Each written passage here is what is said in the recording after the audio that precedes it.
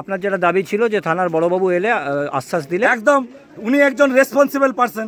উনি যদি এত মানুষের সামনে কথা দেয় যে আমি একটা ন্যায্য বিচার করে ওনাকে একটা কম্পেনসেশন দেওয়াবো, আমরা এই এলাকার মানুষ হিসেবে অবশ্যই বারাবণী থানার ওসির উপর ভরসা রাখছি। আমি হ্যান্ডেলিং করেছি কেস, আপনারা যেমন পুলিশ না, আমারও হাতে তালুতে এইসব কেস, তাহলে যেভাবে হয় সেভাবে করবো। অবশ্যই আইনত আমরা বলেছি যতটা হবে আমরা নিজেরা হেল্প করে দেবো। আরে বলুন তাদেরকে, আমরা বন্ধ করবো কি? বন্ধ করবো কি? ফাটা আগুন লাগিয়ে দেবো। তাহলে ওকে বলুন একটা মানুষের জীবনের দাম দিতে।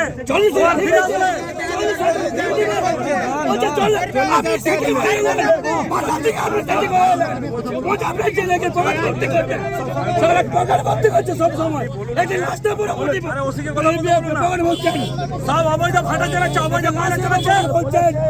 ওর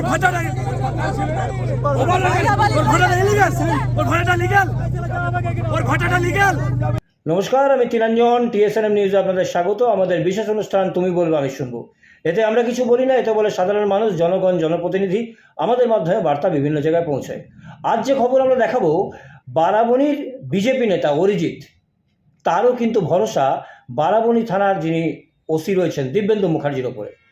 বারাবণীর বিজেপি নেতা অরিজিৎ তিনিও আস্থা রাখলেন বারাবণী ওসি দিব্যেন্দু মুখার্জির ওপরে।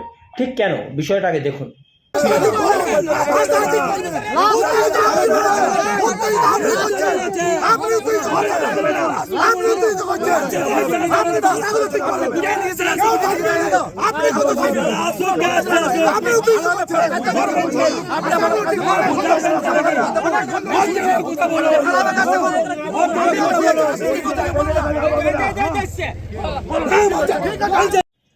সকাল থেকেই আসানসোলের বারাবণী থানার অন্তর্গত চিনচুরিয়া গ্রামে সেখানে একটা ট্রাক্টরের ধাক্কায় সাইকেল আরোহীর মৃত্যু হয় এবং দীর্ঘক্ষণ ধরে গ্রামবাসীরা সেখানে রাস্তা অবরোধ করে রাখে এবং তারা সেখানে বিক্ষোভ দেখাতে শুরু করে ক্ষতিপূরণের আশায়।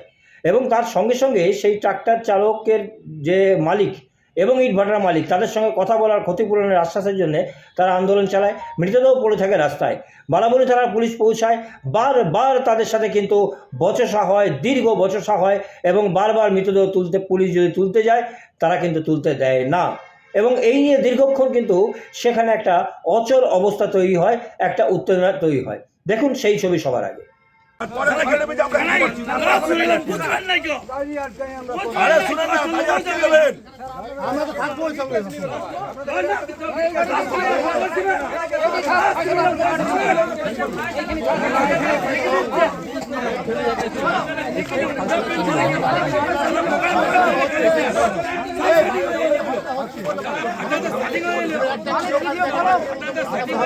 এরপরই সেখানে পৌঁছয় বারাবণীর বিজেপি নেতা অরিজিৎ রায়।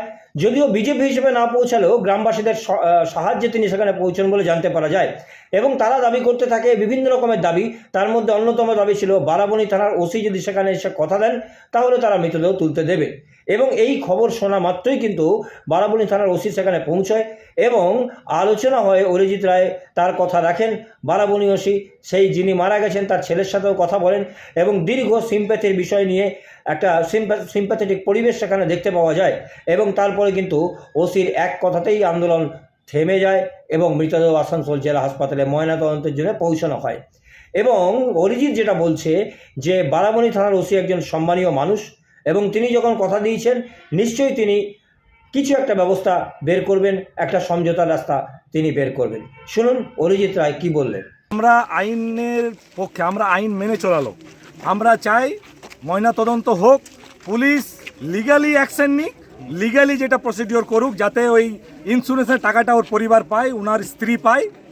এবং এই যে যারা জোট চুরি করছে, প্রশাসনকে আমার এইটাই বলার বক্তব্য, এই চোরেদেরকে আপনাদেরকে শায়েস্তা করুন এবং এই চোরগুলোকে দিয়ে ওই গরিব পরিবারগুলোকে কম্পেনসেশন করান।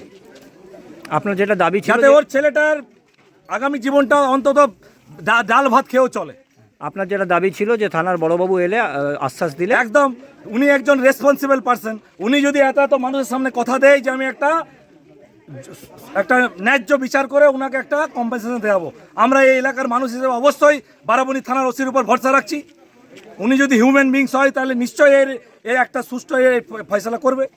আর যদি না হয় তাহলে আবার রাস্তা খোলা আছে, রাস্তা নেওয়া। পুরো গ্রামবাসী মিলে যাব, আবার ওসি সাহেবের কাছে যাব যে আপনি কথা দিয়েছেন, কথা যদি না হয়, যদি পরিবার সন্তুষ্ট না হয়, তাহলে আবার এই পুরো এলাকার গ্রামবাসীরা গিয়ে আবার থানায় যাব। সব ছবি দেখলেন, সব খবর শুনলেন, বিষয়টা হচ্ছে কি বলুন তো, আন্দোলন আন্দোলনের জায়গায়, নির্বাচন নির্বাচনের জায়গায়, রাজনীতি রাজনীতির জায়গায়। সেক্ষেত্রে বিরোধিতা থাকবেই, প্রশাসনের বিরোধিতা করবেই বিরোধী দল, এমনটাই কিন্তু সব জায়গাতে দেখতে পাওয়া যায়।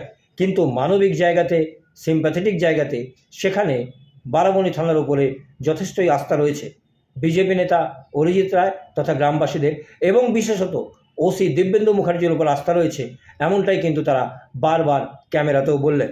আমাদের বিশেষ অনুষ্ঠান তুমি বলবে আমি শুনবো যে পর্যন্তই। আবার দেখুন আগামীকাল।